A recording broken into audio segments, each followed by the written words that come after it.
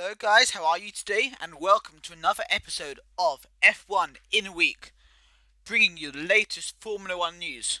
So, I think we should basically just get straight into it. So, the big thing this week, obviously, has been car launches. It's not the only thing this week, but it is the biggest thing to care about this week if you're an F1 fan. So, today is Wednesday, 22nd of February 2017. So Force India revealed their car about an hour ago.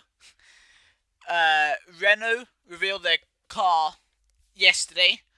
And Sauber revealed their car. They're the first team to reveal the car on Monday. And I think the liveries of all these cars, some say it's controversial. So for example, the Force India one seems to have lost a bit of colour, while people on the Renault don't like the yellow and black livery. But I think people seem to like the Sauber livery with their celebrating 25 years in F1. But I don't know if the liveries are the most important thing, 'cause the way the car looks in terms of the shape of it, it's important. And to be honest, I think it's awesome. I think the cars this year look really, really awesome. Obviously, I think especially the Sauber will probably be one of the slower cars this season, and there's still doubts about the Renault and the Force India. So maybe the cars revealed so far aren't going to be the cars that we've seen the most, because obviously we expect to be seeing the Mercedes and the Red Bulls and the Ferraris the most at the front of the grid. But you never know what it could be like. But it's good that all of these cars look really good. Next in news, so Pascal Wehrlein's going to miss the first pre-season test. I told you about his injury in the Race for Champions, and he still hasn't fully recovered from that. And we knew he was a doubt, but now we know he's going to miss the first pre-season test, which starts on Monday. And obviously that's a big blow to the Sauber team, where if they really need probably their best driver to be at the track on testing day. Obviously we wish him a quick recovery. Also in the news, a few things regarding the Mercedes team. James Alison, he was the technical director at Ferrari. Sadly, his wife passed away, and he quit the team because he wanted time to recover from that. But now he's got back into the sport, and he is going to be the technical director at Mercedes, one of Ferrari's biggest rivals. And based on what people say about James Alison being possibly one of the leading lights in terms of technology and everything in F1, Mercedes could be unbeatable in 2017. And the whole point of the new rule changes to level the playing field in F1 maybe isn't gonna work out so well. But I guess we have to see. Also, with Mercedes, Niki Lauda and Toto Wolff have signed new contracts with the team to stay as leadership of the team until 2020. I guess there's always been controversy around them somehow, at least when there was with Hamilton and Rosberg at the team. I guess all the top teams, if there's two rival drivers, there's always going to be controversy about who maybe the owners and stuff prefer. And I guess Wolff and Lauda weren't hidden away from this, sadly. So, a final bit of F1 news, current F1 news, is Paul Resta is going to stay as the Williams reserve driver. He's a Scottish driver, and I guess this whole thing, he raced for a couple of seasons, 2011, 2012, he did it right. But I guess this questions why does Massa come back? Couldn't do Resta become the main driver at Williams alongside Lance Stroll? Why couldn't he be promoted? Surely he must be livid about that. But I guess my answer to that has to be Massa is so much more experienced. He may have regretted retiring from the sport, we don't know.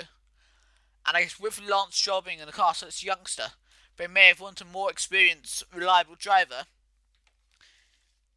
in the other seat. Which I guess may be why they managed to get Massa back rather than just putting Di Resta in the race car.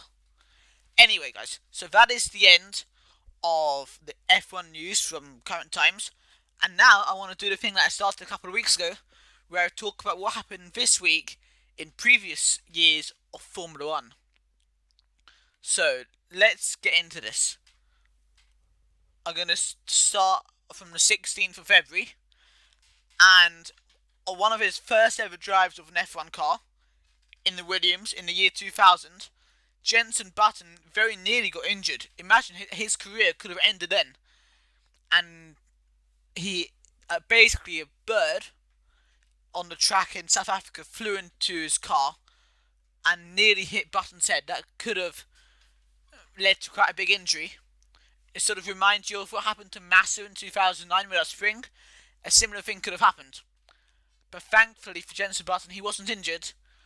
And, obviously we know he's had a pretty awesome career.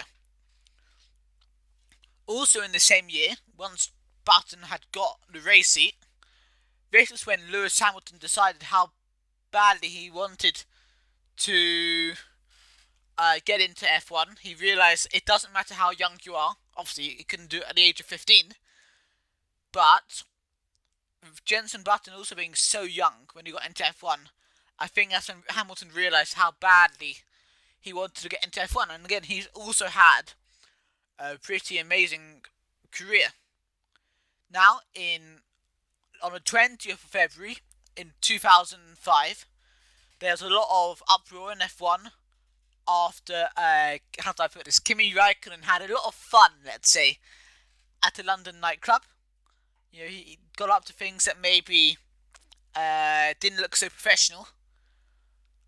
But he was actually defended by Flavio Briatore, who, as we know, is very much connected to Fernando Alonso. And he sort of argued that we need that type of thing in F1. We need more exciting drivers in F1. And I guess now, when we have people like Hamilton, who also, go to parties and everything, maybe we get that. And in a way, Raikkonen, he's also a bit of excitement in F1. When some of his answers in the press conferences and stuff like that is also quite fun to watch. So I think probably the F1 drivers have got more exciting. So yes, as we're now coming towards the end of the video, I'm going to end it with two questions. One, from the car launches so far, which car do you think looks the best? The Renault, the Sauber, or the Force India? Obviously tell me in the comments. Secondly, and this is going to be about the old F1 news, do you think F1 drivers have become more exciting in recent years? Or do you think there's space for them to maybe become even more exciting in future years in Formula 1? Thank you for watching my video. If you enjoyed this video, please remember to leave a like. If you have anything to say about this video, please leave a comment in the comments section below. If you really enjoyed this video and you want to see more videos like this and other types of videos, please subscribe to my channel. Also go and check out the video that should be on screen right now. And on that note, I'll just ask you to follow me on Twitter at BigGaming342 and like my Facebook page, BigGaming342. And I'll see you guys very, very soon. Goodbye.